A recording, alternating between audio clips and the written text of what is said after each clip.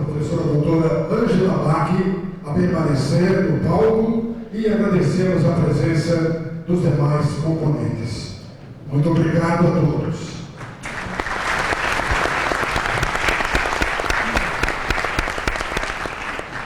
Lembrando da programação do Congresso, na noite de hoje teremos a palestra de abertura com o tema Formação de Educadores nos Países Ibero-Americanos no contexto da crise social e do retorno do conservadorismo político, a ser proferida pelo professor doutor Gaudêncio Frigoto. Convido, portanto, o professor Gaudêncio Frigoto para que assuma o seu lugar à mesa.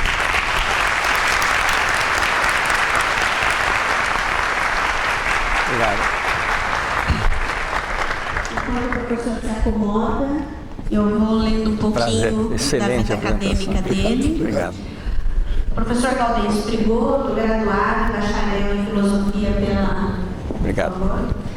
pela hoje Unijuí, graduação em pedagogia também pela Unijuí, mestrado em administração de sistemas educacionais pela Fundação Getúlio Vargas, no Rio de Janeiro, e doutorado em educação, história, política e sociedade pela PUC de São Paulo. Atualmente é professor adjunto da Universidade do Estado do Rio de Janeiro e professor titular em Economia Política da Educação na Universidade Fluminense. É pesquisador sênior do CNPq, foi membro dos comitês científicos na área de educação do CNPq, CAPES e FAPERJ, em que continuou como consultor ad hoc até o presente. Coordenador do grupo de pesquisa, também vinculado e cadastrado no CNPq Trabalho, História, Educação e Saúde, tese, tem experiência na área de educação com ênfase em fundamentos da educação, atuando principalmente nos seguintes temas: educação e trabalho, educação básica e educação técnica e profissional na perspectiva da politécnica, educação e a especificidade das relações de classe do capitalismo no Brasil. Ao longo de mais de 30 anos, atuou e atua na graduação, e especialmente na pós-graduação. Orientou mais de 100 teses e dissertações e participou em mais de 250 bancas de teses, dissertações e de concursos públicos. Publicou 61 artigos completos em periódicos nacionais e internacionais, é autor ou coautor de mais de 20 livros e publicou 70 capítulos de livros. É sócio fundador da ANPED, foi membro representante do Brasil no Conselho Latino-Americano de Ciências Sociais (CLACSO), com sede em Buenos Aires e fundador do coordenador de GT Trabalho e Exclusão Social do mesmo conselho. Atualmente é membro do Comitê Acadêmico do Instituto de Pensamento e Cultura da América Latina, IPCAL, com sede na Cidade do México. Foi agraciado com o prêmio Cora Coralina pela Associação Nacional de Pesquisa e Pós-Graduação em Educação no 36ª reunião anual conferida em julho de 2013 pela contribuição dada em inclusão educacional. Mais uma vez, muito obrigada. Obrigado. Boa noite a todos e a todas. Magnífico reitor. É um prazer enorme estar de volta a esta universidade comunitária. Professora Ângela, diretora do Centro de Humanidades e Educação. Ana, que coordena a comissão deste magnífico congresso. Cibele, incansável no diálogo e na possibilidade de estar aqui hoje, porque o meu voo tinha sido cancelado e não havia mais voo, chegaria aqui 10 horas. Mas ela arrumou um jeito de me levar para Porto Alegre e vir até aqui. Então, graças a Cibele, vocês têm a conferência de abertura, mas também talvez, ao final, poderiam dizer que bom que ele, se não tivesse vindo. Espero que não, né? É muito bom ouvir o que a gente ouviu aqui na mesa de abertura. É muito bom ouvir um coral em que a arte nos toma por inteiro. E é muito importante sentir uma instituição que, num contexto que eu espero dialogar com vocês, teima em fazer a diferença. A Santa Catarina tem uma característica muito particular no Brasil, que são as instituições comunitárias, desde a antiga CAF, né, magnífico reitor. E me sinto então em casa, não só pelo sotaque, mas me sinto em casa também porque há 36, 37 anos trabalho na educação e por opção dou curso no 5º ano de pedagogia sempre à noite, porque é ali onde a gente tem que entender que são as pessoas que têm mais necessidade. E todo esse currículo, quem está aí, não se impressionem. Aqui 40 anos vocês podem ter coisa muito melhor que essa. São 40 anos de estrada, mas eu gostaria de me apresentar como um filho de um pequeno agricultor que até os 7 anos falava um dialeto, que tinha, porque eu perdi 13 irmãos. Éramos 9, dos quais só 2 passamos da 4ª série, e graças a professores, porque quem vivia no minifúndio dificilmente ascendia se não fosse por uma mão de um irmão, no caso de minha irmã, ou entrar num internato de padreco, ou enfim, entrar no exército. Isto digo porque graças a professores a gente pôde fazer a travessia do colonato e estar no mundo da universidade, no mundo intelectual. O tema do congresso, no diálogo com a comissão organizadora, trata das políticas educacionais de formação de educadores nos países ibero-americanos. E a sugestão era de que eu tentasse colocar esse tema dentro do contexto mundial, ibero-americano e latino-americano, brasileiro, porque nesses dias vocês vão trabalhar ângulos, né, específicos desta temática. E quando eu preparei aqui o meu texto, pensei assim: quando a comissão que organizou este evento, certamente ao propor esse tema, tinham consciência da gravidade que o mundo passa hoje, o mundo rico, a Europa com os seus problemas de imigrantes com cerca, o Oriente em guerra, uma crise que é talvez a mais aguda de que a humanidade tenha sofrido, mas não poderia imaginar que no contexto latino-americano nós vivêssemos em nosso país um contexto de extrema gravidade. Eu me eduquei do ensino médio até a pós-graduação sob uma ditadura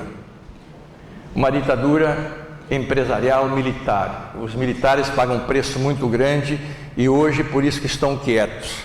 Mas este momento, talvez, para a América Latina e para a geopolítica mundial, a gente teria que estar atento ao que está acontecendo no Brasil. E a universidade é, para mim, o espaço do dissenso qualificado. A universidade não é o espaço do consenso balofo. E, portanto, nós temos que encarar os temas com responsabilidade do que o campo do conhecimento enfrenta. E o meu sentimento hoje, com essa história dentro do meu país e vendo o percurso da América Latina, mas não só da América Latina, talvez eu pudesse expressá-lo por um trecho das cartas de cárcere de um poeta turco chamado Nazım Hikmet. Ele, escrevendo para sua esposa, dizia: aqui o ar está pesado como chumbo. Eu grito, grito, grito, grito. Estar preso, este não é o problema. O problema é se a gente entrega os pontos. Esta universidade, ouvindo inclusive a Ângela e ouvindo o magnífico reitor, esta universidade é um espaço, e este congresso, que talvez nos diga, nesse momento, é preciso não entregar os pontos. Seguir naqueles valores, seguir naquelas opções que podem dar ao professor o protagonismo que na América Latina nunca o teve pelas elites dominantes.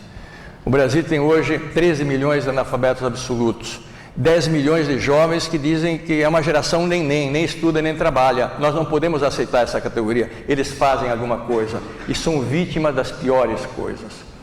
E assim como nós temos a metade dos jovens brasileiros que deviam estar na escola, no ensino médio, e não estão. Aqui nós estamos numa região privilegiada. A secretária estava feliz exatamente porque tem uma universidade ao lado que pode formar e um nível socioeconômico diferenciado.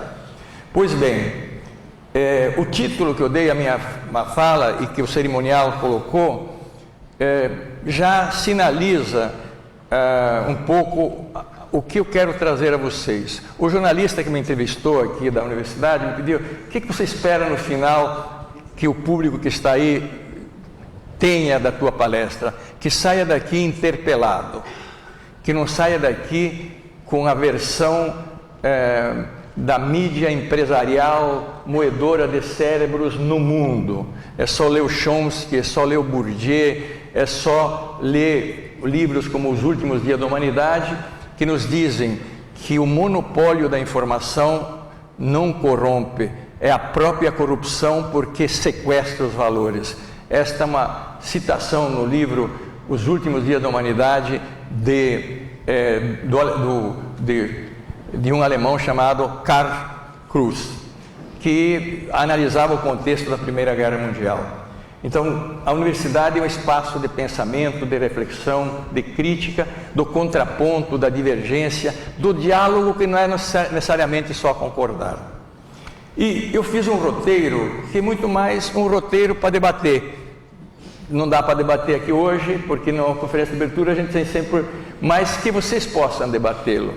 Primeiro item é o próprio sentido de crise. Qual é a especificidade da crise que o mundo passa hoje e como ela rebate fundo no nosso continente e no continente ibero-americano. Segundo, pensar a nossa herança mais funda. A Ângela citou uma frase, do que é subjacente. O presente, ele não existe sem um passado que o construiu, assim como o futuro não existirá se nós não construirmos aqui do presente. E, portanto, qual é a nossa herança mais funda que cria classes dirigentes que são, na média da América Latina, anti-nação e anti-povo? Quais são essas heranças? E como nós podemos pensar a dívida educacional sem falar a dívida daquilo que é fundamental, a lei primeira, diria Engels: comer, beber, vestir e ter um teto, e portanto o direito ao trabalho, o trabalho digno, etc. E um segundo ponto é mostrar como as políticas educacionais e as políticas de formação de educadores, assim como as lutas sociais, dos movimentos sociais, as lutas pelas mudanças, não as mudanças que conservam, mas as mudanças que alteram as relações sociais, nós sofremos na América Latina, mas não só na América Latina. Os próprios países que aqui compõem o formato do seminário, uma espécie de castigo de Sísifo. A quem gosta da mitologia grega, o que é o castigo de Sísifo? É um pecador ateniense que, para salvar-se, ele teria que levar uma pedra da planície a uma montanha. E nós sabemos que levar uma pedra grande para a montanha, mas ele fez essa penitência. Só que toda vez que ele chegava na montanha, uma força o arrebatava e o jogava na planície. A metáfora ou a imagem que eu faço é que no Brasil e na maior parte dos países latino-americanos, e vou falar mais deles porque os colegas da Espanha, de Cuba, que nos honram aqui, de Portugal, podem falar dos seus contextos melhor que eu. Nós somos arrebatados por retrocessos e nós teimamos e avançamos, E então, um segundo ponto seria o ciclo das ditaduras na América Latina. O que foi a formação de professores, as concepções de educação, etc., apenas para alinhavar. Mas também aí, como o castigo de Sísifo, nós tivemos momentos: Argentina, Chile, Uruguai, Brasil, Peru, Colômbia. Eu tive a felicidade durante anos andar todos esses países. Vou agora aqui 2 semanas a Honduras. Todos têm lutas e ciclos. E um ícone é sempre como se trabalha a liberdade de expressão, a liberdade da docência, criar educadores sujeitos autônomos para criar sujeitos autônomos, ou cercear de forma velada ou de forma pela lei, quando não pela violência. Quantos educadores latino-americanos sofreram com a tortura, com o exílio e muitos com a morte? Então o ciclo de ditaduras também passou, e aí nós ressurgimos, mas aí vem o ciclo do Deus mercado, o ciclo das políticas neoliberais, e os países também reagiram, vários países, e o Brasil, e nós estamos num momento de reversão na América Latina toda. Praticamente a América Latina toda, aqueles países que querem avançar um pouco mais, tipo na questão social e na questão política, como Equador, Venezuela, Bolívia, sofrem Cuba, nem se fala, é um bloqueio desbloqueado, mas não desbloqueado, né? Então, esses contextos, nós temos que entender que nós nos movemos neles. A educação não está pendurada na sociedade, ela é constituída e constituinte da sociedade. E no final, não gostaria de deixar de me pronunciar, porque nós temos que assumir atitude, sobre como eu vejo, não como um político, mas como um pesquisador, um educador, e que também não estou filiado a partido político, como vejo essa crise pior que a crise da ditadura, porque a questão fundamental não é uma questão de um partido, de uma presidente, a questão é a ruptura da ordem constitucional. Poucos governos do mundo reconheceram o que está acontecendo no Brasil hoje, inclusive os Estados Unidos, e outros não vão reconhecê-lo, porque por conta de que é uma quebra da institucionalidade. Mas eu não sou pessimista dentro disso. Então também a ciência e o conhecimento têm que nos dar perspectivas. E portanto, gostaria de finalizar dizendo que nós vamos ter força, a sociedade vai ter força, não sei o tempo, mas para sair dessa encruzilhada que é de soma zero. É de soma zero, de lado a lado.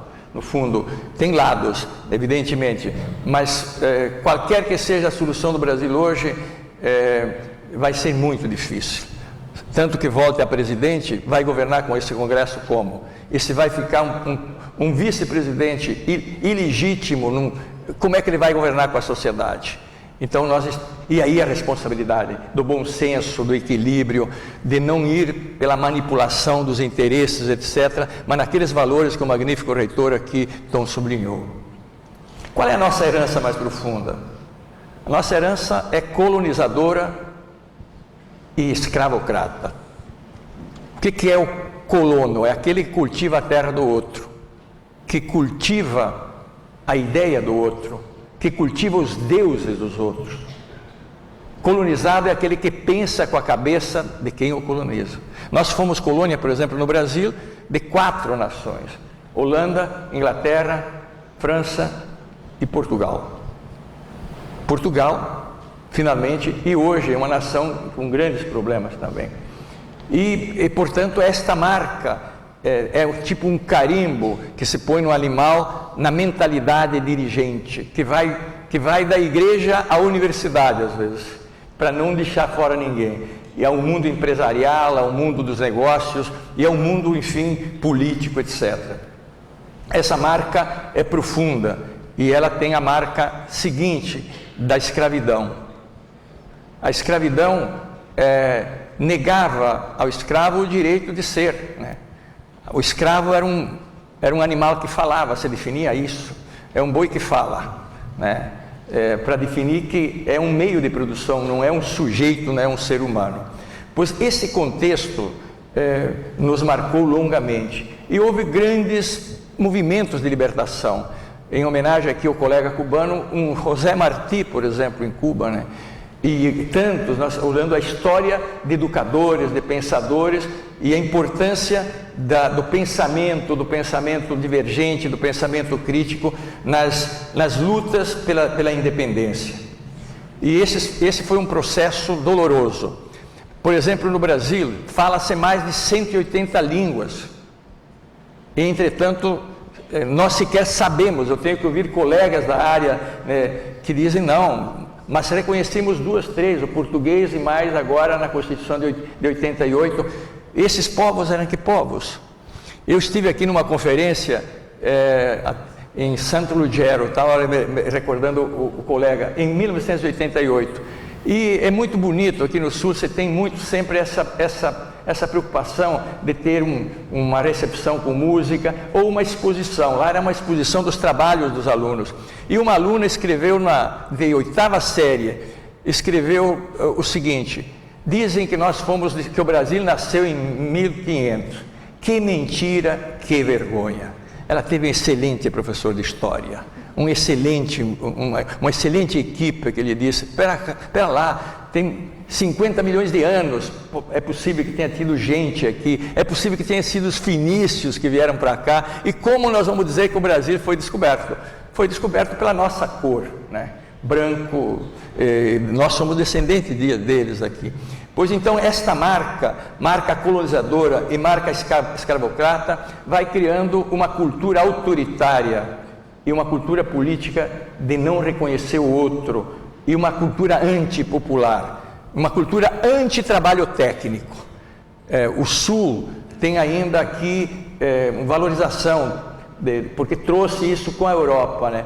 Mas a mentalidade média que é a visão do coronel, que manda quem pode e obedece quem tem juízo, ou olha, eu sou bacharel, entende? Tanto que muita gente já coloca um DR onde não devia colocar um DR, né?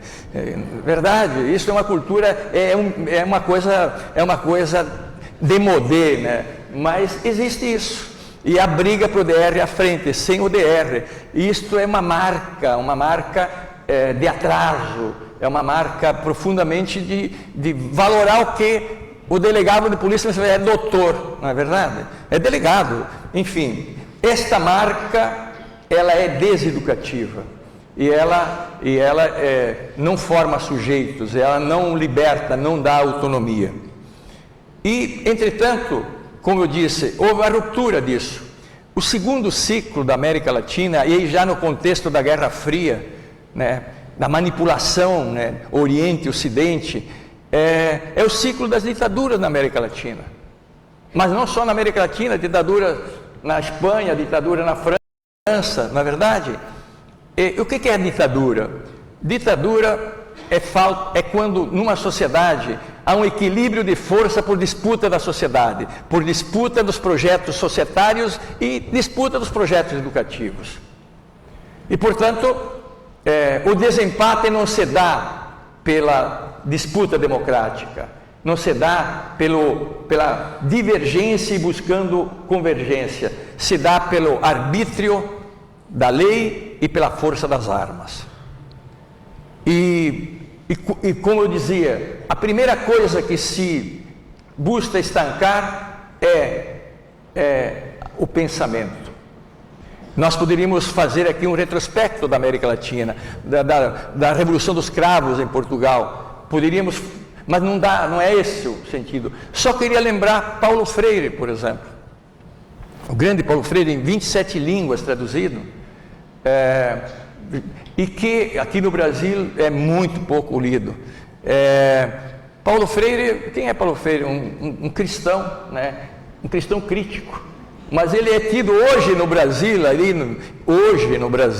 aí na escola sem partido, é um risco isso, um tremendo, é como um grande perigo para a sociedade brasileira, um desviador de mentalidades, etc, etc. E Paulo Freire expressa um contexto pós-ditadura do Brasil. Pós-ditadura Vargas, né? Da música popular, do teatro novo, do cinema novo, enfim, de 50 anos em 5, JK, de Universidade de Brasília, enfim, de um processo rico na sociedade brasileira. De pé no chão também se aprende a ler, pedagogia do oprimido, lutas por reformas que as sociedades, as burguesias europeias tinham feito há 100 anos. Reforma agrária, O Rio de Janeiro e São Paulo são impraticáveis, porque em médias cidades, cinturões, porque você expulsou do campo milhões de pessoas, e você tem, há poucos dias eu passei aqui no Paraná, uma fazenda que parte é tomada hoje pela reforma agrária, que tem 80 quilômetros de propriedade. Isto é crime. Isto um colega nosso europeu não entende isto, e não pode entender. E como é que alguém vai ser proprietário disso pelo trabalho? Não, isso é exatamente por essa mentalidade colonizadora, escravocrata, que se apropria daquilo que é público privadamente.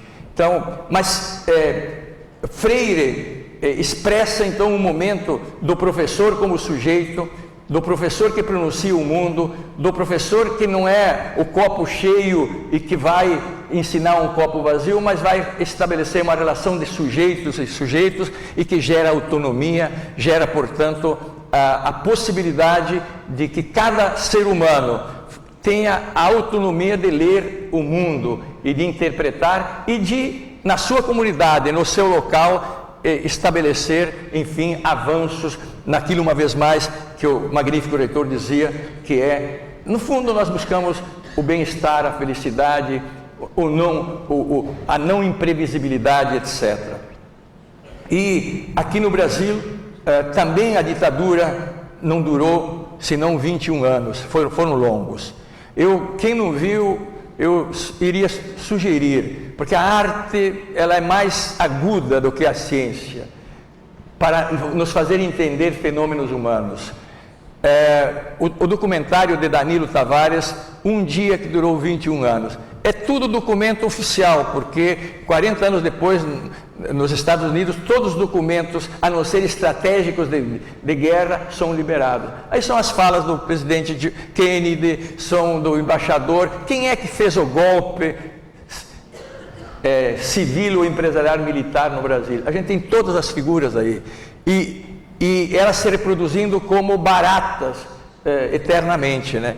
Então, é um documentário que nos mostra a dureza desse tempo. Entretanto, a sociedade brasileira, nos seus movimentos, no seu pensamento, essa universidade passou todo esse período, né, convivendo e nas frestas, colocando a sua postura, a sua visão e a sua formação. No Brasil, a década de 80, em economia foi década perdida, mas do ponto de vista da cidadania, do ponto de vista da busca de emancipação, da busca de recuperar as velhas teses das reformas de base, etc., ressurgiu a Constituição Cidadã, com todos os problemas. Entretanto, nós fomos surpreendidos na América Latina e no mundo por um outro vendaval. Você mencionou bem, as ditaduras transitaram, do ponto de vista da educação, um corte brutal. Eu duvido a cada acadêmico daqui de encontrar até 1950 a ideia de capital humano. Lá em Adam Smith fala em formação qualificada, né? Mas o que significa capital humano? Significa, no fundo, transitar da ideia que a educação, tanto a educação na sociedade, quanto a educação institucionalizada, a grande criação da burguesia revolucionária, é um direito social e subjetivo. Social, isto é, de todos, e subjetivo, levando em conta as particularidades de cada cidadão. E, portanto, ela tem que ser, como dizia a burguesia, uma educação pública, gratuita, universal, laica. Eu vou sublinhar isso, porque isso que está em jogo hoje na própria sociedade brasileira. Pois bem, só não colocava uma escola unitária, no sentido que o cidadão de Criciúma, se vai daqui para o Rio de Janeiro, ele não tem que se sentir um estranho lá, porque ele teve o mesmo direito de padrão de educação pública básica igual. Pois bem, este foi um corte. Entretanto, nesse momento ainda o mundo entendia que havia lugar na sociedade para todos. Eu fiz a minha tese de doutorado, completou 31 anos, o livro 30 anos, e reescrevi um capítulo 30 anos depois, um texto, pior é que ele é mais atual hoje do que quando eu escrevi. E era uma crítica exatamente a esta visão de formação de capital que você muito lembrou. Há um grupo numa universidade alemã, da área de letras, que anualmente elege uma não-palavra, para dizer uma palavra que degrada a natureza humana. E em 2004 elegeram capital humano. O ser humano não é um capital, o ser humano é um ser humano. E, portanto, entretanto, isso orientou todas as reformas educativas da América Latina. O Brasil, como mostra Dermeval Saviani, da pré-escola à pós-graduação, pautou. Então, nós mesmos, professores na formação, tinha lá o formar por objetivos, tinha todas as regrinhas. Eu me formei dentro da ditadura. E portanto, era uma formação castradora, uma formação limitadora. Mas isso não impedia que as pessoas se rebelassem com isso, e por isso que houve mudança, houve avanço, etc. Eu ouso dizer que a ruptura dos anos 90, ela tem um signo, e o signo se chama Margaret Thatcher, a Dama de Ferro. Numa fala que ela queria confrontar os movimentos, especialmente operários da Inglaterra, ele diz: eu não vejo a sociedade, vejo indivíduos, logo não há sociedade, há indivíduos. E, portanto, cada um tem que se virar. Este foi o signo para também, em seguida, ter a Carta de Washington, o Consenso de Washington. O que é o Consenso de Washington? É uma cartilha dos países que detêm o maior poder econômico, poder linguístico e poder bélico, inclusive no caso do Império Americano, né? Para impor aos países da África, América Latina e parte da própria comunidade europeia, os ajustes dentro de uma crise que já era uma crise forte nos anos 60 e 70. Então, tem 3 palavras que são malditas no vocabulário da classe trabalhadora do mundo e dos povos do mundo. No Brasil, nós falamos ajuste. Nos países latino-americanos se fala concertação. E na Europa hoje se fala austeridade. Essas 3 palavras significam tirar direitos das pessoas. E a minha geração de professor, como sindicalizado pelo Andes, nós perdemos nesses últimos 25 anos 30 direitos pequenos e grandes. E vamos perder outros agora, estão aí na lista esta semana. Da aposentadoria, quem vem aí, esperem chumbo grosso. E quem não se aposentou, esperem perdas, né? Porque quem tá no ciclo vai ter ajustes. Obrigado. Então, o Consenso de Washington traz isso do ponto de vista da economia. Mas qual é o Consenso de Washington na educação? E ali eu quero, depois posso mandar um textozinho, que a gente escreve textos, é o nosso trabalho, né? Mas eu me preocupei em traduzir o vocabulário pedagógico que quer se impor na formação hoje no mundo, na América Latina. Como não há lugar para todos, diz: cuidado, você está numa sociedade do conhecimento, então você tem que se preparar para a sociedade do conhecimento. Sociedade do conhecimento? Eu não vejo a sociedade do conhecimento, eu vejo o monopólio do conhecimento válido. Vou dar um exemplo, ou 2. Quando a Grécia foi nocauteada agora com a crise, ela não conseguiu pagar a dívida dos bancos alemães, e nem os remédios da rica Bayer. E, portanto, a Bayer deixou de fornecer remédios de câncer de pulmão, câncer de estômago, câncer de esôfago. E aí houve uma grita no mundo. E um consultor da Bayer disse o seguinte: olha, nós queríamos remédio para quem? Não é para índio, é para quem pode comprar. Então, hoje a ciência da medicina pode te prolongar a vida, mesmo tendo um câncer de medula, desde que você tenha 15, 20, ou um bom advogado, 20 mil reais por mês, ou um bom advogado. Eu sofri isso na pele de um cunhado meu. Sobreviveu até que pôde comprar o remédio. Então, a ciência, sociedade do conhecimento, o que é isso? Claro, nós somos uma sociedade onde o conhecimento tem o maior valor agregado, é outra coisa isso. Mas cuidado quando se imagina que todos têm o conhecimento. Não, cada vez mais o conhecimento válido é caixa preta e privatizado. E portanto, idem, aqui no Brasil disse que o agronegócio alimenta o mundo. E o ex-presidente Lula se notabilizou no mundo pelo discurso de abertura para dar comida para 40 milhões de pessoas que não faziam 3 refeições por dia e comiam menos que o gato da gente. Olha que contradição. Não, o agronegócio cria muito negócio, pouco valor agregado, mas se ele pode vender a carne nos Estados Unidos a 1 dólar ou 3 dólares o quilo, ele não vai vender no Brasil. E portanto aqui a carne fica cara, porque nós não somos pagos em dólar. Então é um país que exporta alimento, exporta grão, exporta água, e nós temos problema de comida no Brasil. Eis a contradição. Isto que a universidade tem que olhar o subjacente, e não ir no slogan, porque o slogan é fácil. E portanto, o momento estudado. Qual é a outra palavra? Qualidade total. O ser humano é por excelência incompletude. O cara que sente qualidade total vira fascista, né? vira um ser humano insuportável, não é mesmo? Ou vira um Collor de Mello que subiu o governo e disse: eu mato a inflação com um tiro, né?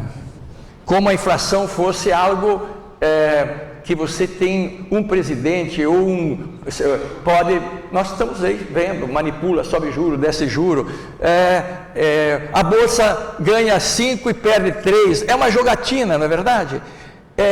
Ademais, vejam vocês, que esquizofrenia que nós vivemos nesse contexto de manipulação das ideias, etc. Se vocês pegarem um livro da Leda Paulani, professora de economia da USP, ela vai dizer o seguinte, que em 20 anos a economia real, o que é a economia real? A economia real é a aula que o professor dá, a economia real é essa água, esse livro, tudo que produz um serviço ou uma mercadoria. Ela cresceu no mundo em 20 anos 400%. O capital financeiro cresceu 1.300%, que não produz um pé de repolho. Esta é a esquizofrenia, esta é a crise do mundo. Eu vou me referir, por que não tem dinheiro para a saúde no Brasil? Por que não tem dinheiro para a educação no Brasil? Do orçamento brasileiro deste ano, 47,5% é para amortizar juros.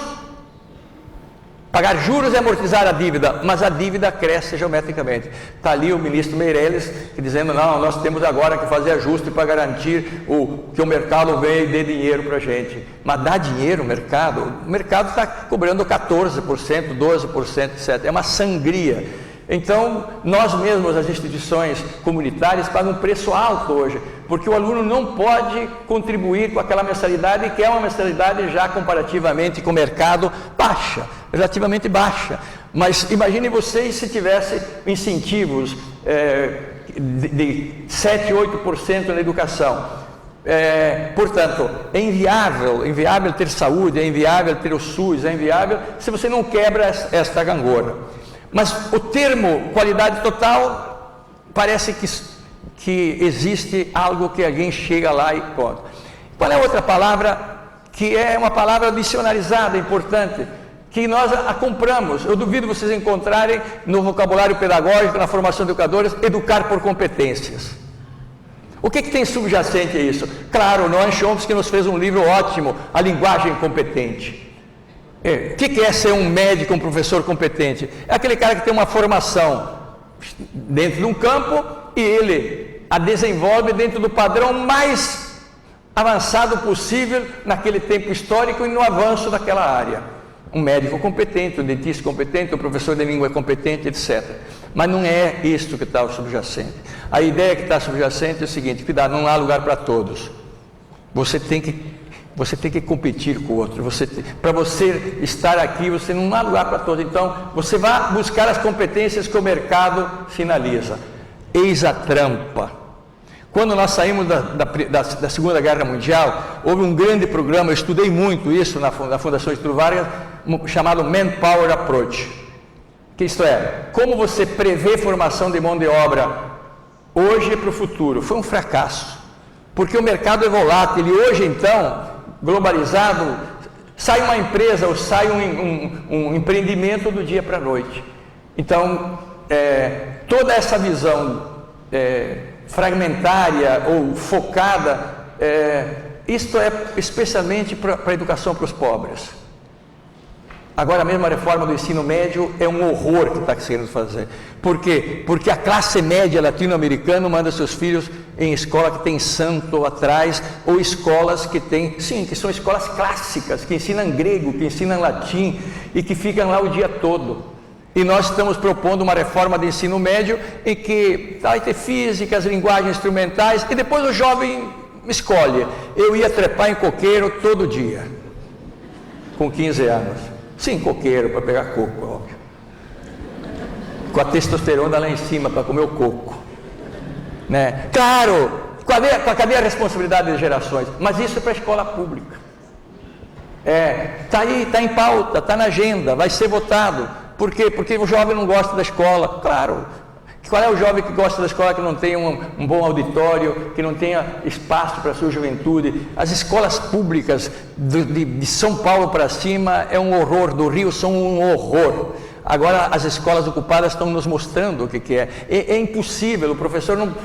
A base material da escola que o professor atua é terrível. É muito diferente do Centro-Sul. Eu ando esse país, eu fico chocado. Então, formar um educador por competências para que ele eduque por competência, isto é formar um educador que diga, olha, o teu vizinho pode ser que ganhe de você. É uma guerra subliminar.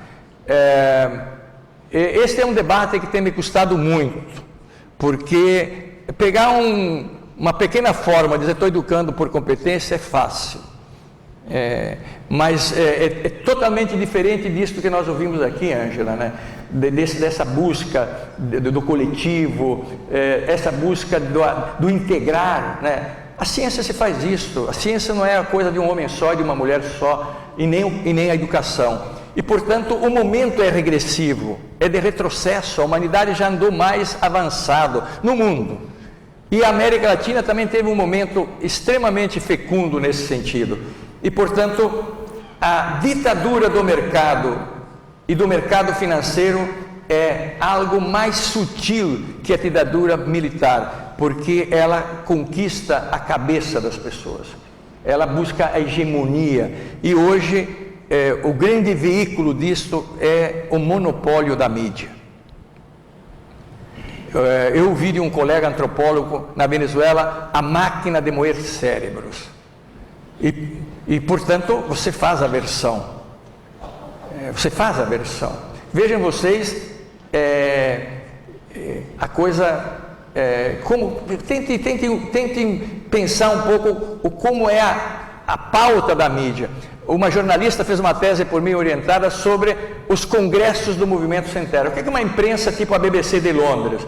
O jornalista é obrigado, ele vai dizer a pesquisa, ele vai informar, ele não vai dar a opinião dele, porque ele tem uma arma na mão, ele vai chamar pelo menos o contraditório. Mas de 700 reportagens dos grandes jornais do Brasil, nenhuma informava o que era a pauta do Congresso, né? Qual é a cobertura, por exemplo, que a grande imprensa dá a um Congresso dessa envergadura? Né? Isto é abominável. O São Paulo, o Rio, enfim, América Latina, era interessante que isso tivesse, né? Esse debate agregava um olhar, olha aquela instituição que tem essa perspectiva de formação, etc, etc. Nós vivemos, na verdade, um instrumento de ditadura do pensamento. Antônio Ais, antes de morrer, diz: no meu país não existe democracia porque a mídia não é democrática e não existe educação básica universal de qualidade para todos. E por isso nós vivemos na América Latina esse contexto mas os países também reagiram. Uruguai, Paraguai nem tanto, porque sofreu Venezuela, Peru. Eu tenho ido em seminários, Costa Rica, extremamente fecundos, e nos últimos 6, 7 anos há um retrocesso. Honduras teve um golpe, Paraguai teve um golpe de caráter muito diverso. Qual é a grande diferença hoje e isto que nós temos e que vai ter um peso muito grande, professor, nas instituições como essa instituição? A literatura que eu tenho lido, tenho participado de muitos debates, lido muito a imprensa internacional, para ver como eles veem o momento da América Latina. E aí eu vou tentar trabalhar esse item, me corte no tempo que eu quero dialogar um pouco. E depois mostrar o efeito que pode ter isso do ponto de vista daquilo que é o tema desse seminário, as políticas educacionais e as concepções de educação. No Brasil, tem se falado muito em golpe, o golpe jurídico, mediático, parlamentar. Honduras foi diferente, Paraguai foi diferente. O que é isso? É um golpe legalizado. Sim, o Congresso votou. Votou como? Aquele vexame de dizer 200 vezes a mesma coisa, né? E, aliás, é um slogan que era ditadura, que não Deus, pátria e família. Exatamente esgarça a ideia de Deus. É um Deus muito barato, um Deus mercado, com letra minúscula, esgarça a pátria, porque são apátrias, e esgarça a família, o sentido de família, de comunhão, etc, etc. E, portanto, é algo que tem o peso da ruptura de conquistas.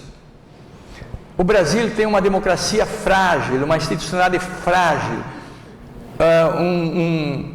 em todas, mas avançando. O voto não define uma democracia, mas é fundamental. Se é esta a regra. E um voto pode fazer a diferença, porque senão também não dá mais para ter campeonato de jogo. Se 0-0 no final e que conta quem tem mais gols, não vale, então o campeonato não vale, tem que ter a regra.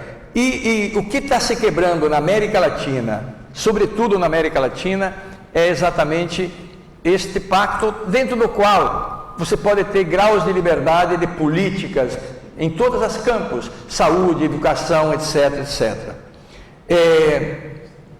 No caso nosso brasileiro, que eu quero me referir mais especificamente,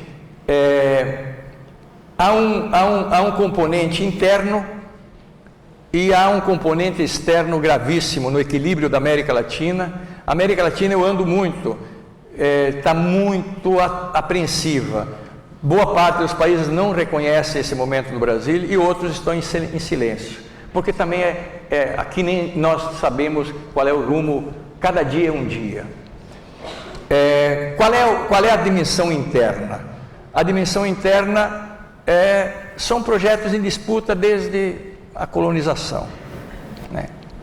Ou nós queremos uma nação soberana, uma nação com um mercado interno forte, queremos uma nação integrada no mundo, queremos uma nação que as pessoas tenham casa, comida, minimamente, né? E que se integre cada vez mais no conhecimento, né? Ou nós queremos um apartheid, né? O Brasil, no mundo, é visto como onde as maiores fortunas se concentram na mão de pouquíssimas pessoas. Há uma simetria muito grande, a diferença mesmo dentro do setor público. Eu viajo bastante, quando eu vou para a universidade, o dinheiro da diária não dá para pagar o táxi e o hotel,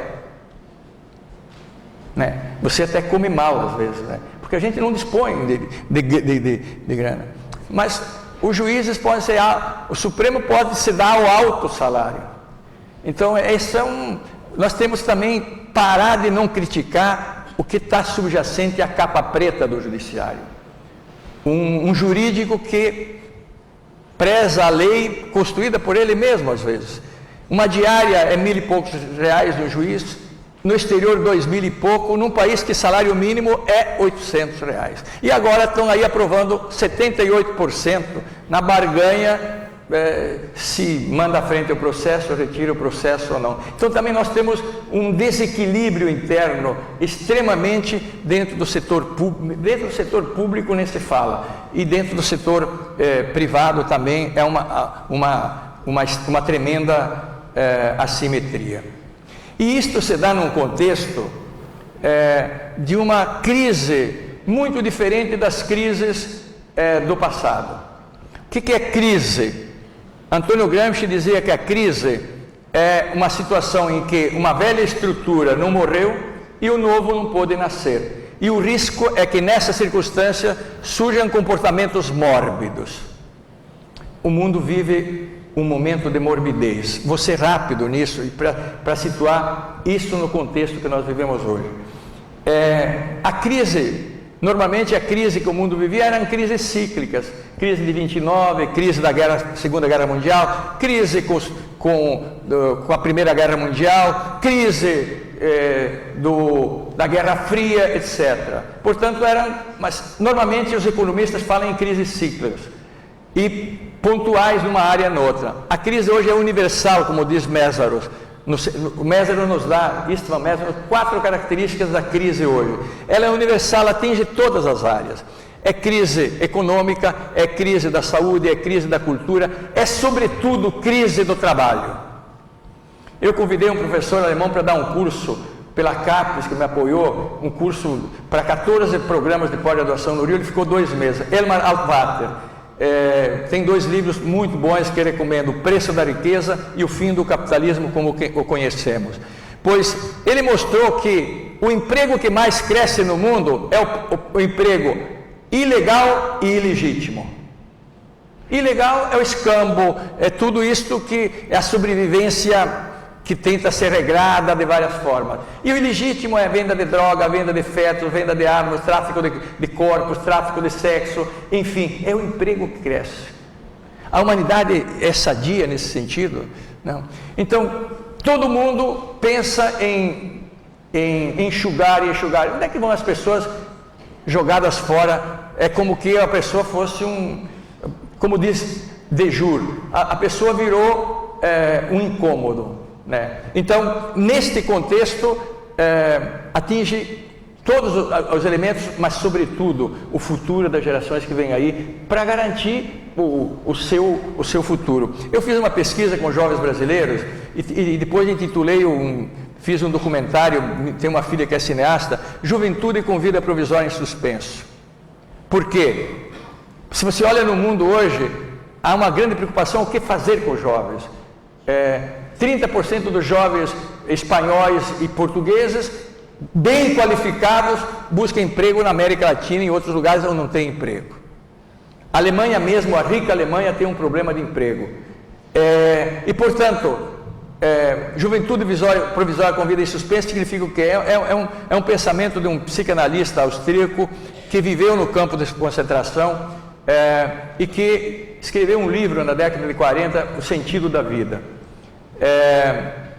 Ele diz o seguinte: 3 situações de vida provisória em suspenso.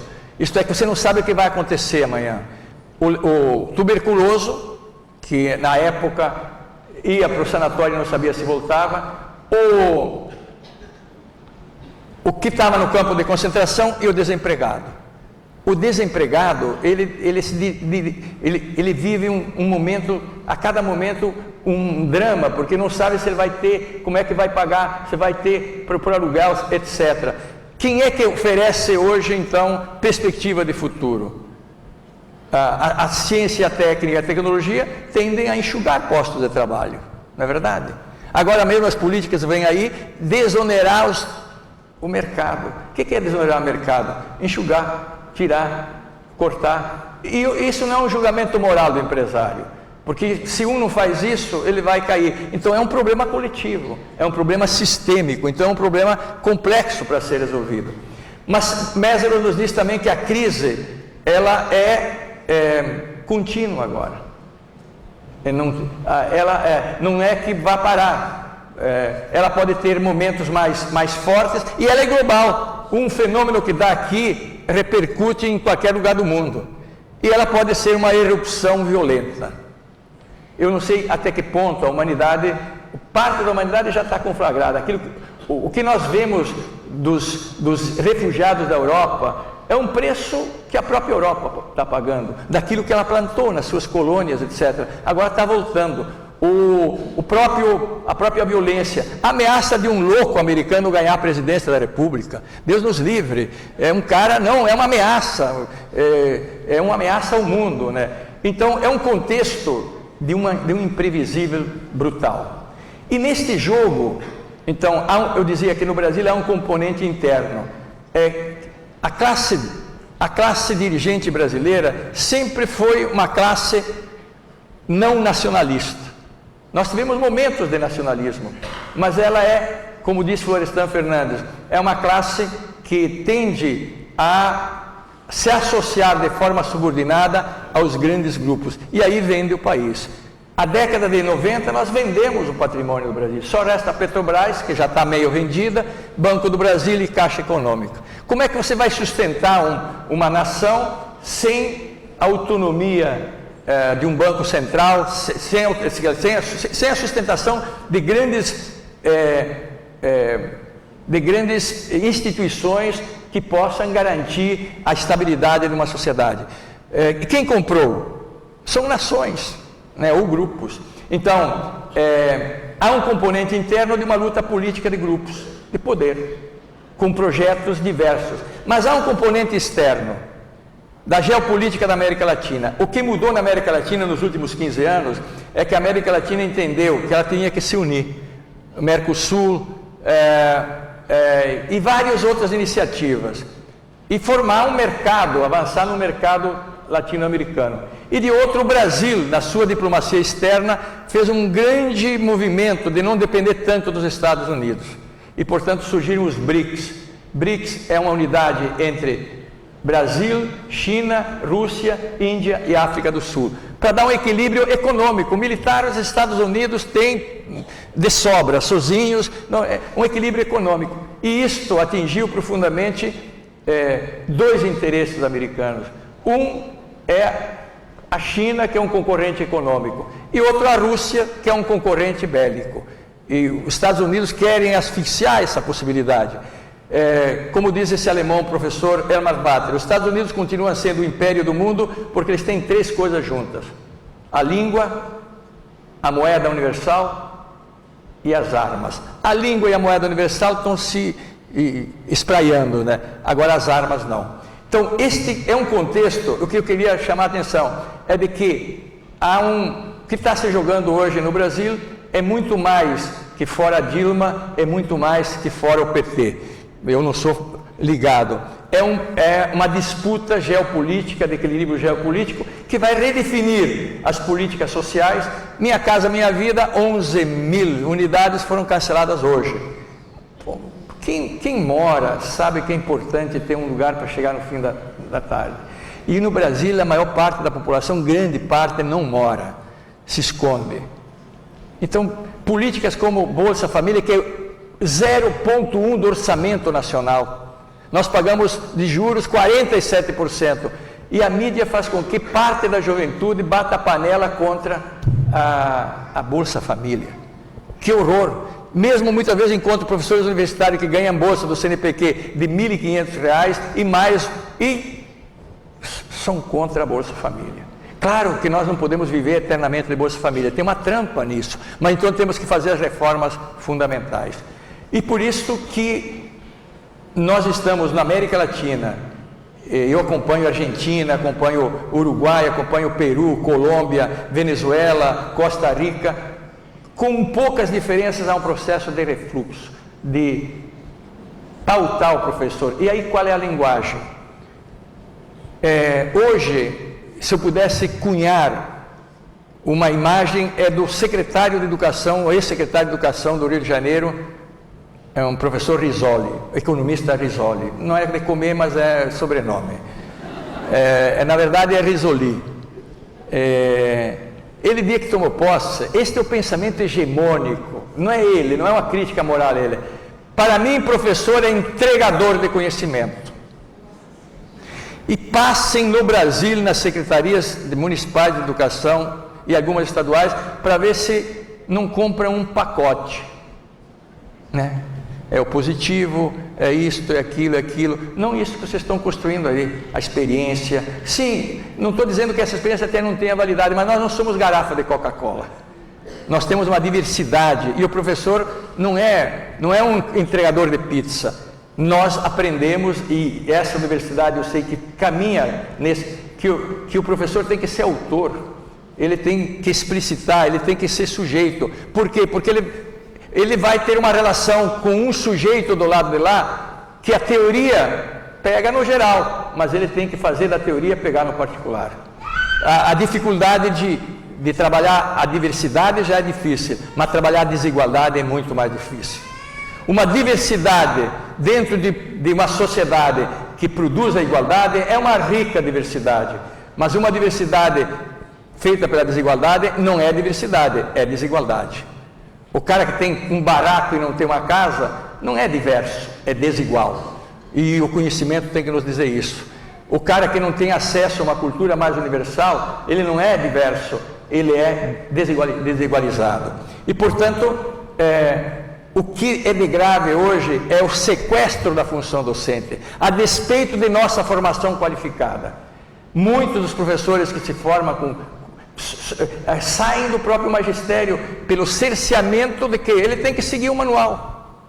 Hoje, inclusive, no Rio de Janeiro, para dizer que foi a capital, Circe Navarro Rivos, tinha o laboratório de currículos de formação de professor, o professor autor. E no Rio de Janeiro se adota o Ayrton Senna, que é uma marca, e o professor tem que colocar lá no computador a matéria e tem que depois avaliado naquilo. Então o professor está enquadrado. Esse é o enquadramento ainda do conteúdo no método e na forma. Agora tem um enquadramento mais grave, que, pasmem, a Secretaria de Estado de Alagoas votou escola sem partido. O que é isto? É o pensamento mais fascista que pode ocorrer dentro da escola. Entre nos sites aí, estimulando aluno denunciar professor, porque o professor não pode interpretar, ele tem que seguir o manual. Vejam isto, vários estados já estão adotando. Ora, isto é uma confusão cínica, porque nós queremos uma escola laica. Laica também é nome de cadela, né? Eu sempre digo isso.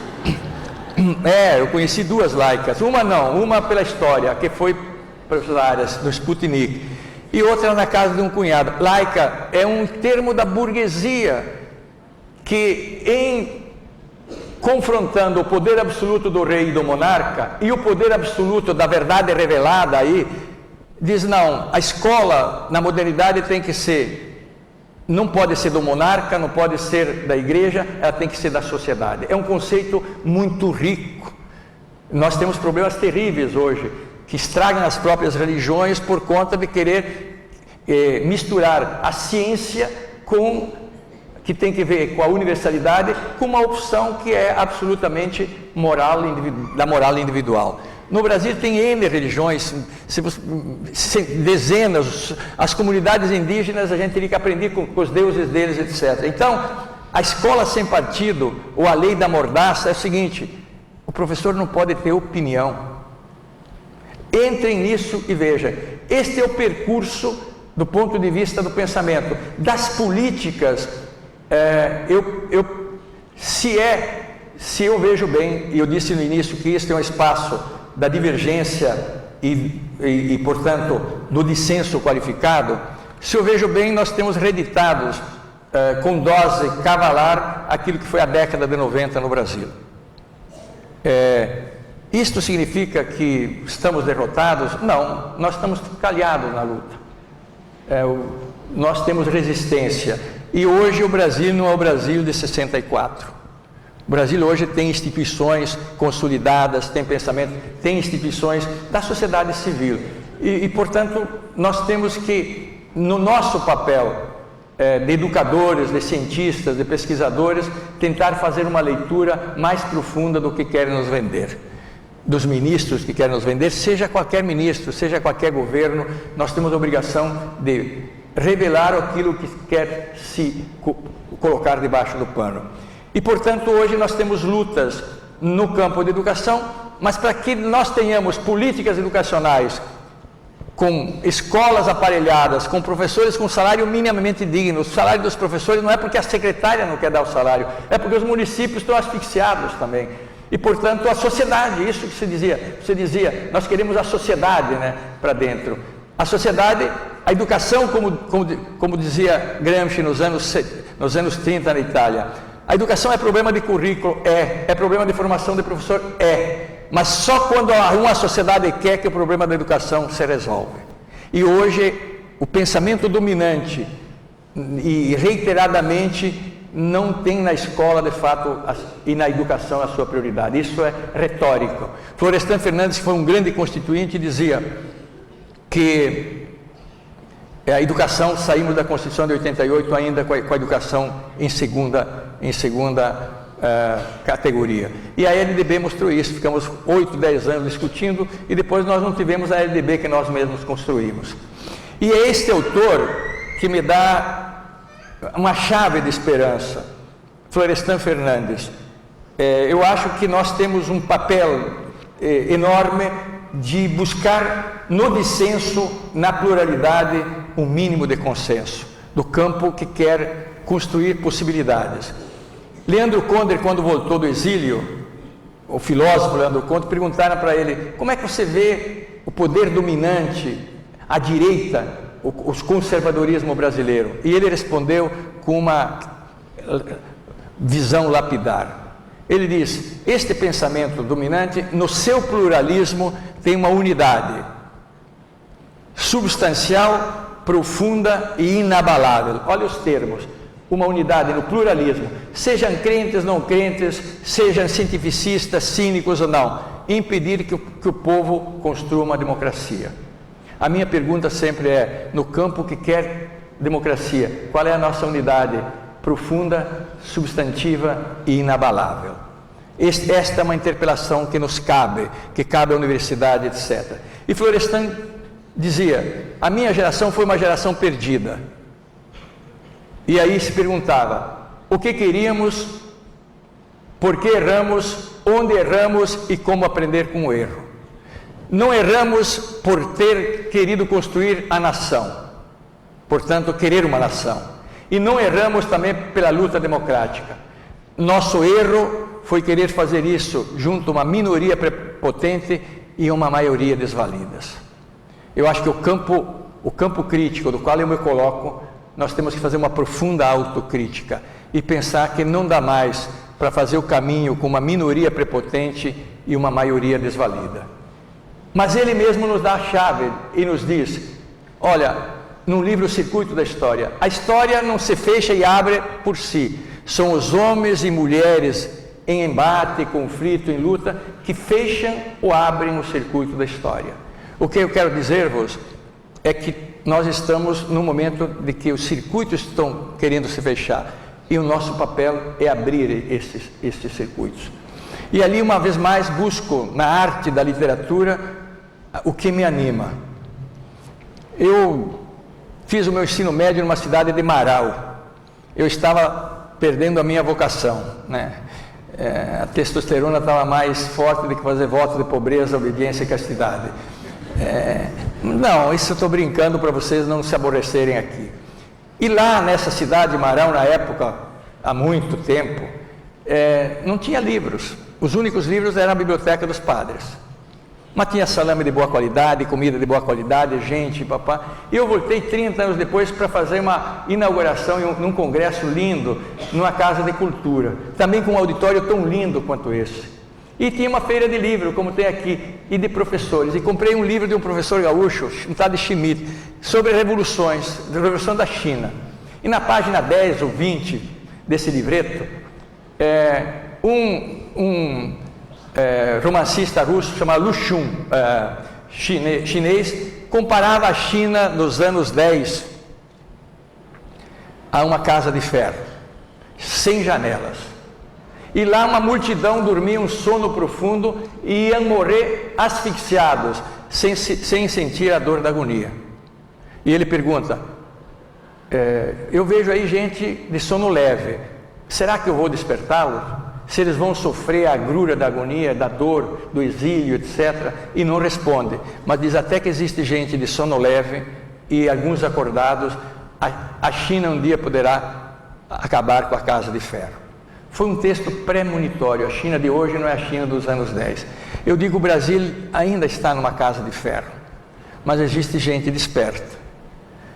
O primeiro congresso que foi dito aqui, e o sucesso desse, sinaliza que tem gente de sono leve. E o Brasil um dia certamente será uma nação, e os educadores poderão ser sujeitos para trabalhar com os sujeitos. E os debates que são feitos aqui é sinal que nós estamos colocando diques a essas forças que eternamente, como o castigo de Sísifo, quer nos jogar na planície. Obrigado. Obrigado.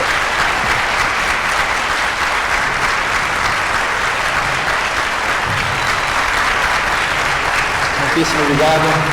Muitíssimo obrigado. Obrigado.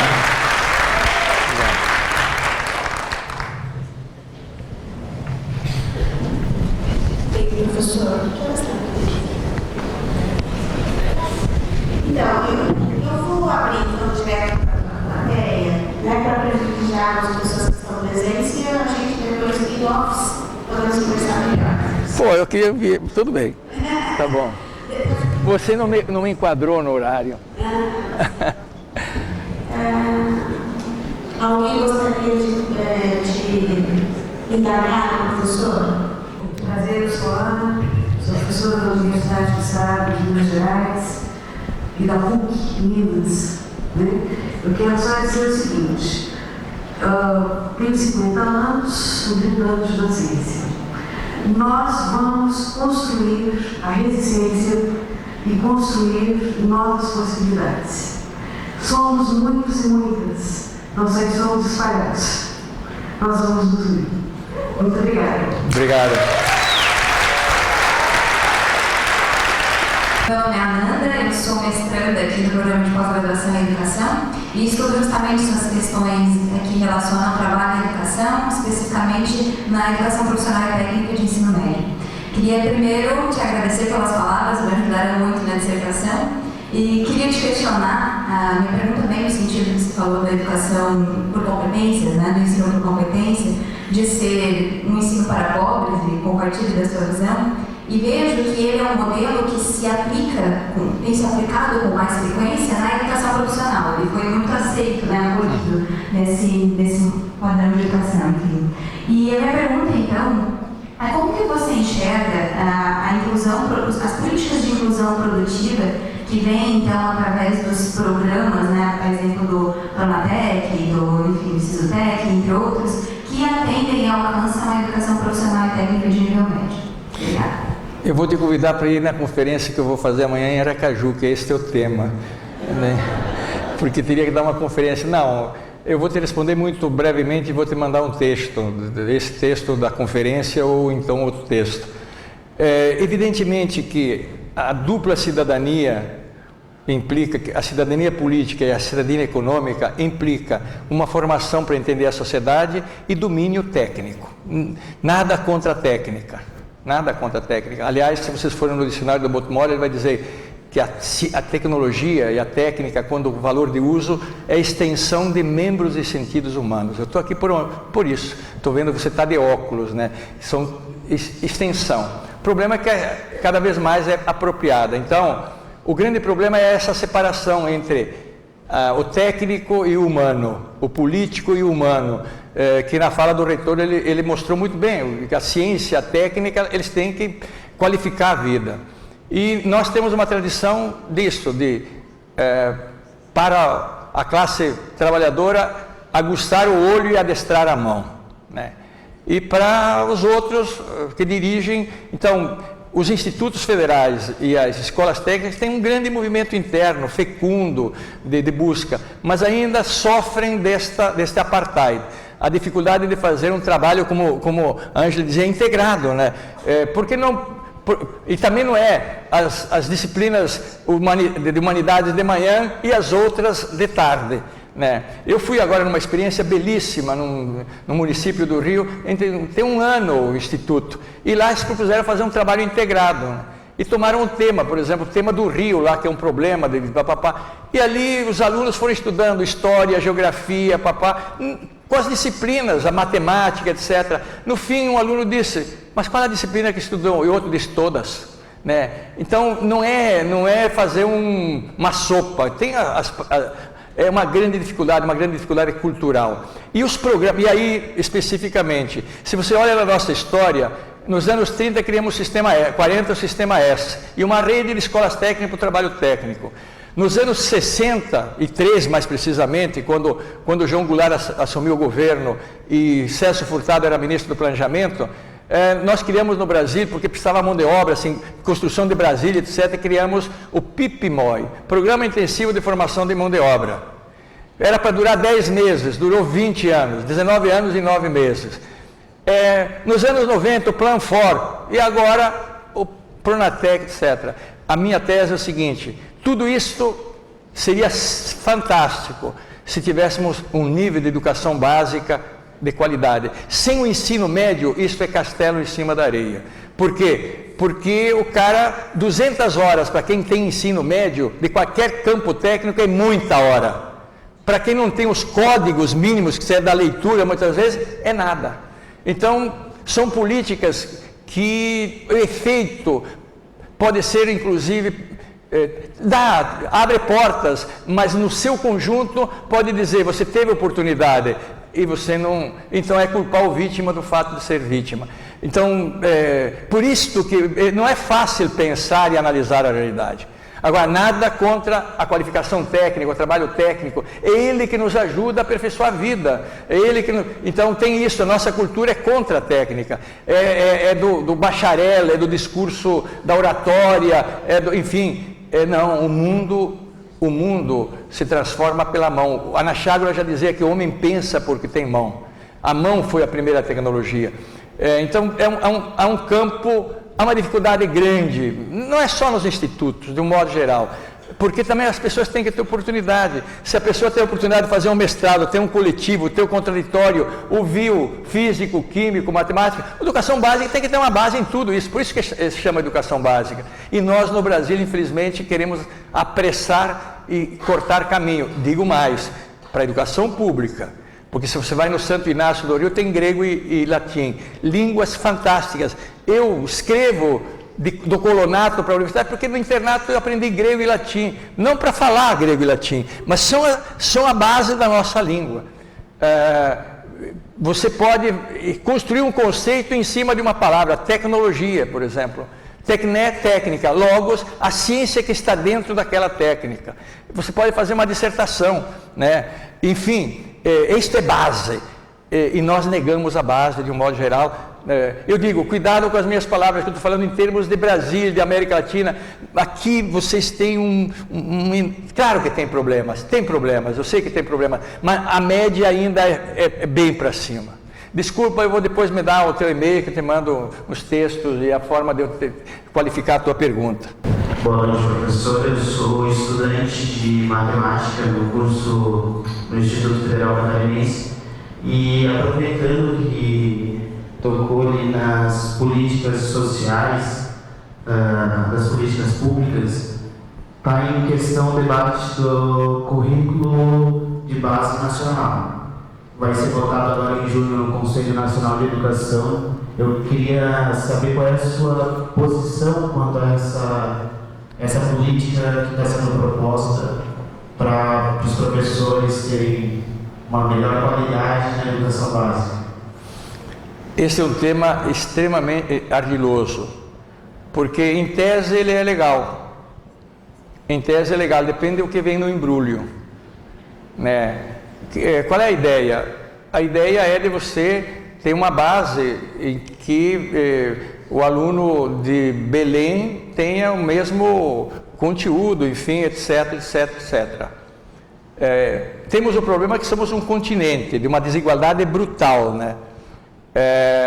Mas veja bem, exatamente nessa reforma, qual é a armadilha? É a ênfase naquelas disciplinas que a Troika, no caso da Europa, né, a Comissão Europeia, o Banco Central Europeu e o Fundo Monetário, quer dizer, este é o formulário dos bancos, né? A ênfase em alguns campos disciplinares e não em outros. Então você esvazia, você cria uma unidade do pouco, né? E do direcionado, do esquálito da humanidade, né?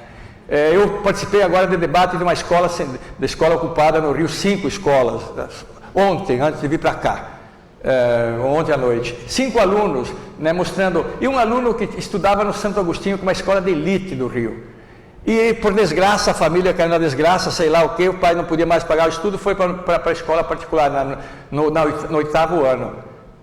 Ele disse, eu tinha 5 tempos de sociologia, de história, porque ficava o dia todo lá. Diz, não existe escola pública no Rio, porque não tem professor de geografia, 2 aulas de história, não tem o professor de sociologia tem que dar uma aula aqui, uma aula lá, uma aula lá. Estão brincando. Então veja, é uma ideia interessante, o embrulho é o mais retrógrado possível. Então, vamos discutir a ideia. Nós discutimos isso, bases nacionais, claro, que um menino de Criciúma possa ir em qualquer lugar, teve uma base, né? Isto seria o conceito de unitário, mas temos que ver que base. Qual é as bases nacionais? Então, eu pergunto hoje, quando eu discuto nas secretarias, é mais importante literatura ou física hoje? Alguém que me disser física no ensino básico é porque não entende o conceito de ensino básico e não entende o mundo de hoje, porque pela física você é importantíssima. Agora, o gosto, você sabe por onde? Ou vai visitar os países, ou pela literatura, cinema, etc. E hoje o mercado depende disso. Porque os espanhóis têm aquela camisa, os holandeses têm aquela camisa horrorosa. A mais bonita de todas é do meu Botafogo. Isso é cultural, claro, é cultural, como o cara come polenta e o outro come acarajé, pô. Não é verdade? Um é católico, o outro é batista, e um é de Uxum, enfim, então, esta é uma questão que nós temos que refletir. Então, o pacote que vem aí é ruim, porque é reducionista, ele não dá base. E essa discussão nós já temos, professora, nós sabemos. Interessante, né? As instituições clássicas, né? Eu estudei num internato de franciscanos, capuchinhos. Eles sabiam muito bem que o menino que vinha do campo, ele vinha absolutamente complexado. O campo você isola, o colono não sabe falar, etc. O que eles pegavam? O que qualquer criança do mundo faz? Gosta da arte, ou toca, ou canta, ou dança, ou pula. E lá fazia isso. Toca violão, afirmava a gente como pessoa primeiro, como gente. E depois é que vinha a matemática. Olha, eu fiz clássico e científico, por isso que estou aqui. E manhã e tarde, manhã clássico e tarde científico. Mas primeiro me disseram, você é um sujeito, tem cultura, tem saber, você é ser humano, você tendo possibilidade, esse é outra grande falácia da genialidade, claro que as pessoas têm tendências, mas como eu vou cobrar da Inês, minha irmã, que está lá, que falei com o telefone, que não teve oportunidade para ela escrever o que eu escrevo, eu sou o bombom e ela é uma idiota? Não. Coloca as pessoas que tenham tido a minha oportunidade. Todos os meus colegas, no mínimo, estão trabalhando em universidade que saíram do nível médio dessa instituição. Ou são diretores, alguns até meio pilantras, mas tudo bem. Mas, enfim, então, se você tem essa base, esta base é que se retira. Este é um debate importante e se tem esse debate. Não é ser contra a ideia de uma base nacional. Não, é importante, mas o que vem o embrulho? Esse que é o problema. Professor, primeiro quero lhe agradecer pela oportunidade de tantas reflexões. Segundo, pensando escola como espaço de reprodução da sociedade, uma sociedade que está doente, uma sociedade que está pobre, uma sociedade que tem fome, uma sociedade que tem famílias desestruturadas. Essa é a sociedade reproduzida dentro das escolas públicas. Isso que estamos no sul do país, mas infelizmente eu tenho que dizer que todos os problemas também moram aqui.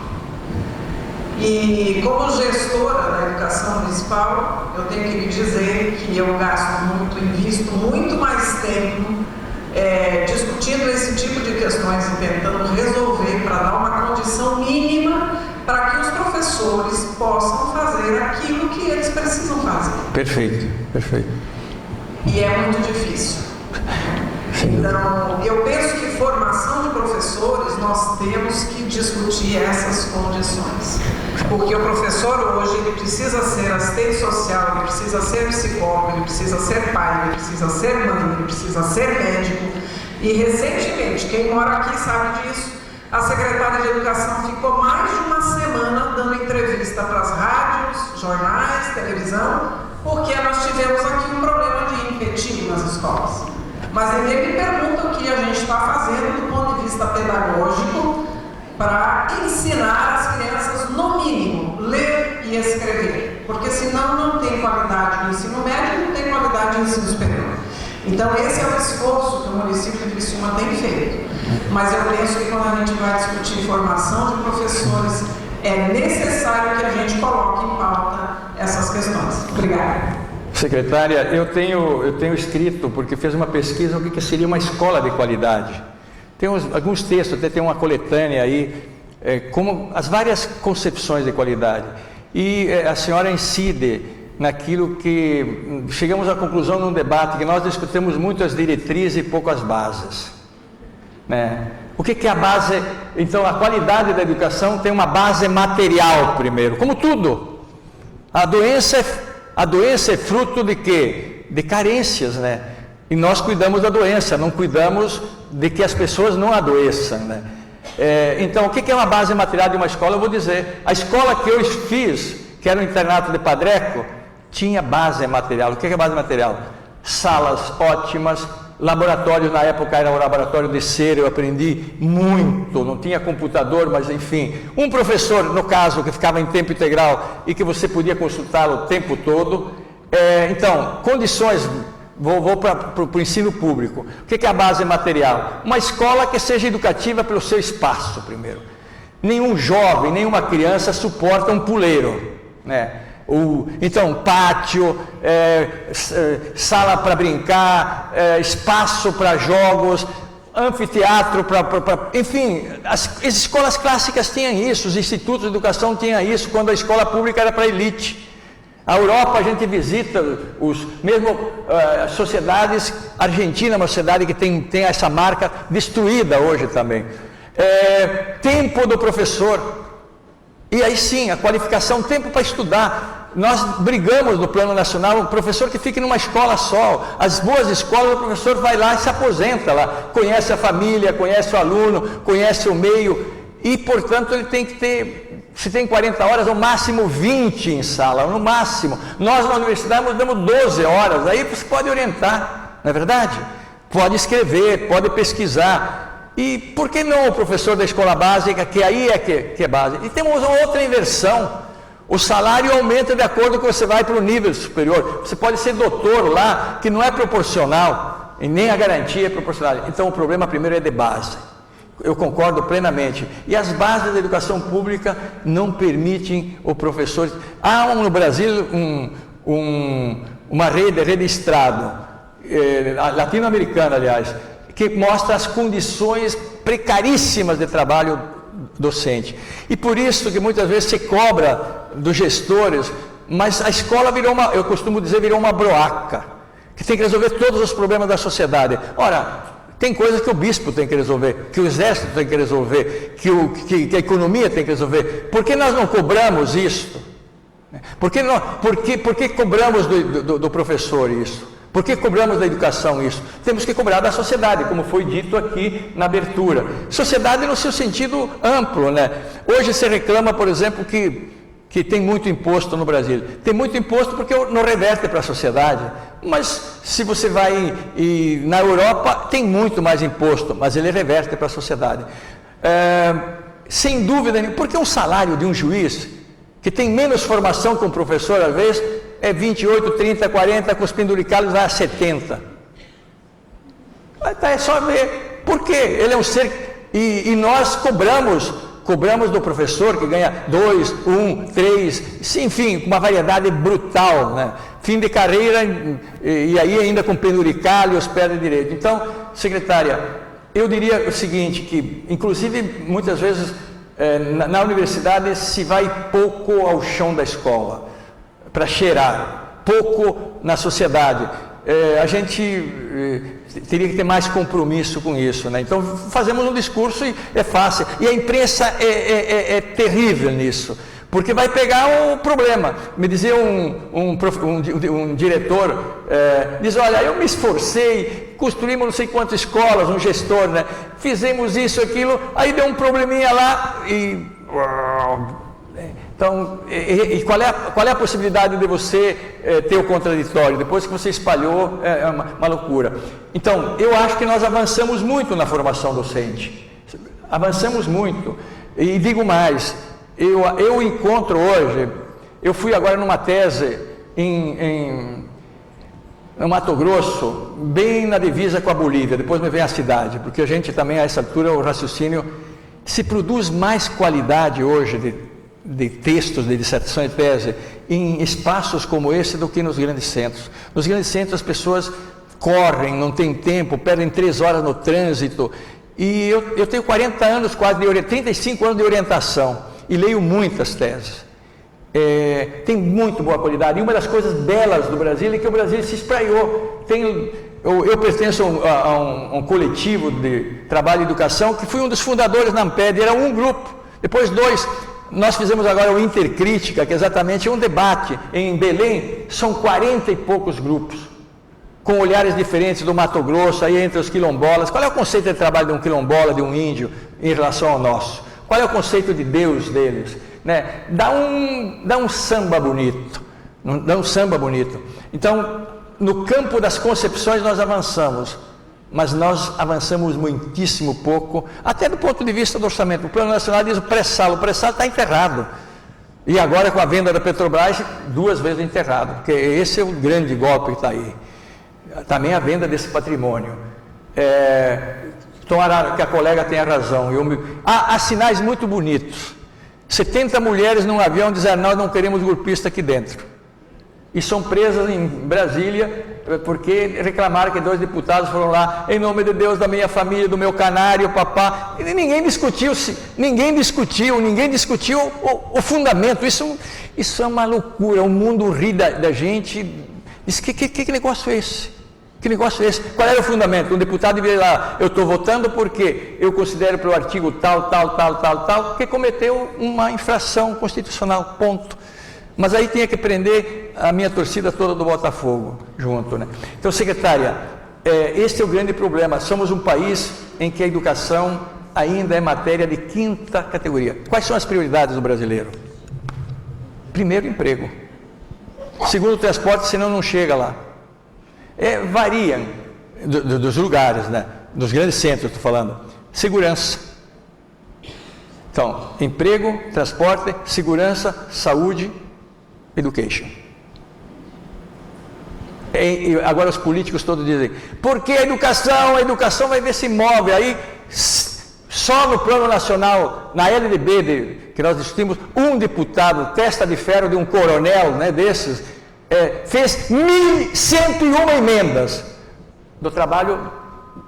Eu vi aqui em Santa Catarina, participei de N conferências aqui feitas para discutir a LDB, vários do Brasil. Nós construímos a LDB detalhada, mais potente. Ela foi jogada no lixo como se joga papel higiênico. né? Então, isto que eu digo que é o estigma. Por isso, talvez que a minha fala, até peço perdão, é uma fala que tenta dizer lá o fundo, onde é que nós temos que buscar o subjacente. É uma cultura profundamente antipovo e anti-nação. E ela se espalha. E isto é refletido na mídia. A mídia diz este lado. Isto que nós falamos aqui, hoje tem o poder das mídias, né, etc. Mas os debates que interessam à humanidade não são silenciados. Se silencia, a pauta diz o que quer, né?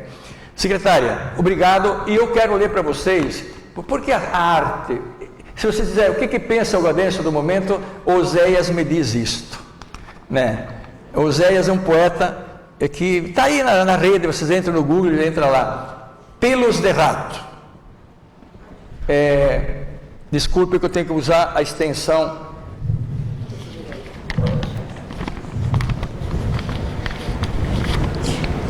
Pelos povos brasileiros do norte, sul, leste e oeste, pelos heróis do nordeste, por proletários guerreiros, pelo suor de roceiros, pelo pão de cada dia, pela carta de alforria festejada na senzala, e um Brasil que não se cala, meu não para a hipocrisia. Pelos que foram findados nos porões da ditadura, aos que sofreram tortura e aos que foram exilados, por cada corpo chorado, por toda a mãe que sofria e todo pai que não dormia, chorando a perda de um filho, por um país com mais brilho, meu não a demagogia. Pelos mártires do Eldorado, pelos milhões de Allendes, pelos Betinho, Chico Mendes, Marighella assassinado, por um povo maltratado, padecendo de agonia, que se enche de alegria, vendo a água do sertão, por nossa transposição, meu não à tirania. Pelos que venceram a fome, pela expansão do Reúne, pelas bolsas do ProUni, pelo fiéis para que some, que só rico possuía, medicina, engenharia, odonto, físio, direito, por um Brasil de respeito, meu não a peniafobia. Eu fui ao dicionário, embora tenha estudado grego. Peniafobia é fobia de pobre, é medo dos pobres, é nojo dos pobres, etc. Por deuses e por Oxalá, essa é a laicidade que nós temos que ter. Por Deus e por Oxalá, por Cristo e por Maué, por Umbanda e Candomblé, por Buda e por Torá, por Lutero e Orixá, por Kardec e por Maria, pela fé que profecia, por ateus e outros mais, por sermos todos iguais, meu não para xenofobia. Pelos pelos desses ratos, eu sinto imensa vergonha. E pelos sonhos de quem sonha, para sempre seremos gratos. Pelos Brasis de retratos de gente que pensa e cria, no teatro, na poesia, na música, no esporte e na dança, por um país de esperança, meu não para essa oligarquia. Pelos povos das favelas, pelo nosso agricultor, a honra do professor, mais comida nas panelas, negros, índios, raças belas, direitos da minoria, o sonho da moradia, por nossa grande conquista, por um país sem golpistas, meu sim à democracia. Obrigado e um grande congresso para vocês.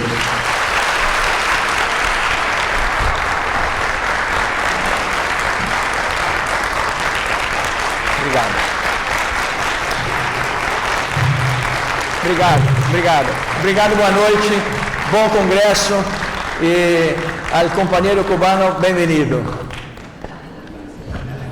Antes da gente encerrar oficialmente a organização do congresso, gostaria de simbolicamente oferecer um presente para o professor.